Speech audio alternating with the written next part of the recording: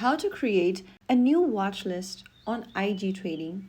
Hi everyone, welcome back to another video from Trading for Beginners. In this video, we are going to be learning how to create a new watch list on IG trading. First of all, launch open the IG trading application on your device and log into your account. Once you're inside the main watch list page, go to the upper right corner and tap the plus icon right next to your current watch list. Now go ahead and enter a new name for your watch list and click on create.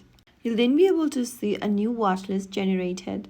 Tap on add a market and select markets or assets you want on your watch list. Keep adding more assets or markets on this page. Now after you've added everything, you can see that you have a new watch list on this page. You can switch between your watch lists anytime you want by just tapping on it. That's how you can easily track your favorite markets in one place and trade more confidently. If you found the video helpful, don't forget to like, share, and subscribe to our channel.